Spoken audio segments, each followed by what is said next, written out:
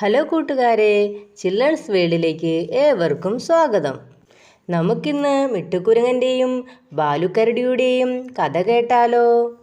ഒരിക്കലൊരിടത്ത് ഒരു കാട്ടിൽ ഒരു കുരങ്ങനും ഒരു കരടിയും താമസിച്ചിരുന്നു. അവരാണ് മിട്ടുക്കുരങ്ങനും ബാലുക്കരടിയും. അവർ നല്ല കൂട്ടുകാരായിരുന്നു. എപ്പോഴും ഇരുവരും നടക്കുന്നതും ഇരിക്കുന്നതും ഭക്ഷണം കഴിക്കുന്നതുമെല്ലാം ഒരുമിച്ചായിരുന്നു. ബാലുക്കരടിയെപ്പോലെ നല്ല ശക്തനായി മാറണം എന്നായിരുന്നു മിട്ടുക്കുരങ്ങൻ്റെ ആഗ്രഹം. അതുകൊണ്ട് മിട്ടുക്കുരങ്ങൻ എപ്പോഴും ബാലുക്കരടിയെ അനുകരിക്കാൻ ശ്രമിച്ചുകൊണ്ടിരുന്നു. ഇതൊക്കെ കണ്ട് ബാലുക്കരടി മിട്ടുക്കുരങ്ങനോട് പറഞ്ഞു, മിട്ടു, നീ ഇങ്ങനെയൊന്നും ചെയ്യരുത്, ഇതൊക്കെ തെറ്റാണ്. മിട്ടുക്കുരങ്ങൻ ബാലുക്കരടി പറഞ്ഞതൊന്നും അനുസരിച്ചില്ല. അങ്ങനെ ദിവസങ്ങൾ കടന്നുപോയി. ഒരു ദിവസം ബാലുക്കരടിക്ക് കുറേ തേൻ കിട്ടി. മിട്ടുക്കുരങ്ങൻ പറഞ്ഞു, എനിക്കും വേണം തേൻ. ബാലുക്കരടി മിട്ടുക്കുരങ്ങന് കുറച്ച് തേൻ കൊടുത്തു.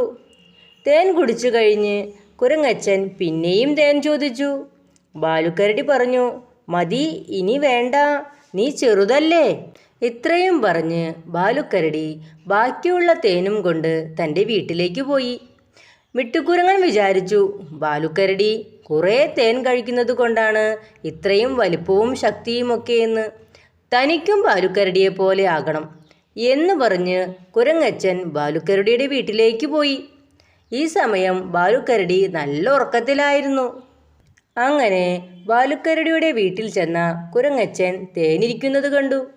കുരങ്ങച്ചൻ വേഗം പോയി തേൻ മുഴുവനും കുടിച്ചു.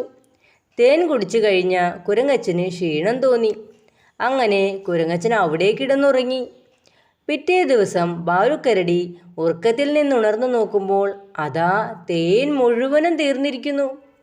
ആരാ തേൻ മുഴുവൻ കുടിച്ചത്? ബാലുക്കരടി ഓർത്തു. നോക്കുമ്പോഴതാ മിട്ടുക്കുരങ്ങൻ ബോധം കെട്ടുറങ്ങുന്നു. ബാലുക്കരടിക്ക് കാര്യം മനസ്സിലായി. ബാലുക്കരടി വേഗം പോയി മൂങ്ങവൈദ്യനെ വിളിച്ചു കൊണ്ടുവന്നു. മൂങ്ങവൈദ്യൻ വന്ന് മിട്ടുക്കുരങ്ങന് മരുന്ന് കൊടുത്തു. ഉറക്കത്തിൽ നിന്നുണർന്ന കുരങ്ങച്ചനോട് മൂങ്ങവൈദ്യൻ പറഞ്ഞു, കുറേ തേൻ കുടിച്ചത് കൊണ്ടാണ് ഇങ്ങനെ ബോധം കെട്ടുറങ്ങിപ്പോയത്. മിട്ടുക്കുരങ്ങൻ പറഞ്ഞു, ബാലുക്കരടിയെപ്പോലെ ശക്തനാകാൻ വേണ്ടിയാണ് ഞാൻ ഇത്രയും തേൻ കുടിച്ചത്. ബാലുക്കരടി പറഞ്ഞു, നമ്മൾ എപ്പോഴും നമ്മളായി തന്നെ ഇരിക്കുക, മറ്റുള്ളവരെ അനുകരിക്കാൻ ശ്രമിക്കരുത്.